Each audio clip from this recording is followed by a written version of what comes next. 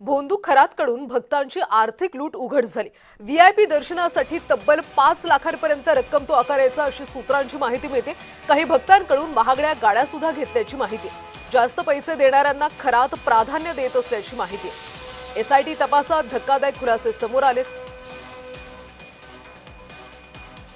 तर अशोक खरात कशा पद्धतीने पैसे आकारायचं हे आपण पाहतोय। व्हीआयपी दर्शनासाठी तब्बल 5 लाख रुपये तो घ्यायचा। जास्त पैसे देणाऱ्यांना खरात प्राधान्य द्यायचं।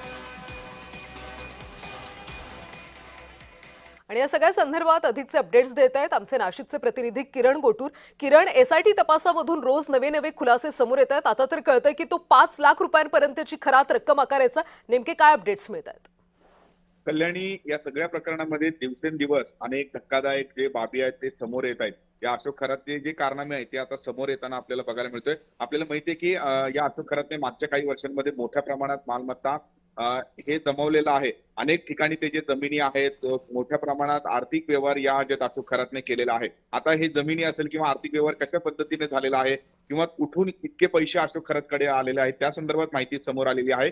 जे व्हीआयपी लोक या अशोक खरातकडे दर्शनासाठी यायचे आणि व्हीआयपी दर्शनासाठी अशोक खरात 5-5 लाख रुपये घ्यायच्या अशा पद्धतीची माहिती समोर आलेली आहे। आणि त्याच पद्धतीने काही भक्तांकडनं महागडे गाड्या सुद्धा या अशोक खरातने फक्त दर्शनासाठी घेतलेला आहे अशाही पद्धतीचं माहिती आहे। आणि विशेष म्हणजे जे अमावस्या आणि पौर्णिमेला खूप मोठ्या प्रमाणात गर्दी या अशोक खरातकडे व्हायची अशी ही माहिती सूत्रांनी दिलेली आहे। आणि जो जास्त पैसे द्यायचा त्या लोकांसोबत हा जो आहे तो अमावस्या आणि एकूणच पौर्णिमेला हा जात होता अशा पद्धतीची माहिती मिळत आहे। त्यामुळे मोठ्या प्रमाणात आर्थिक माया जो आहे तो या अशोक खरातने या सगळ्या माध्यमातून जमवलेला आहे। धार्मिक विधीच्या नावाखाली, दर्शनाच्या नावाखाली अशा पद्धतीची लूट भाविकांची या अशोक खरातने केलेली आहे। आणि त्याच पैशातून इतकी मोठी मालमत्ता जी आहे त्या अशोक खरातने जमा केलेली आहे। या सगळ्या प्रकरणाच्या तपासाला आता वेग आलेला आहे। आर्थिक संदर्भात इन्कम टॅक्सला सुद्धा एसआयटीने पत्र पाठवलेलं आहे की या सगळ्या प्रकरणाचा तपास करण्यासाठी आता वेगवेगळे अँगलनी या सगळ्या प्रकरणाचा तपास होतोय। त्यामुळे अजून काय काय तपासामध्ये बाहेर येईल, समोर येईल हे बघणं महत्त्वाचं असणार आहे।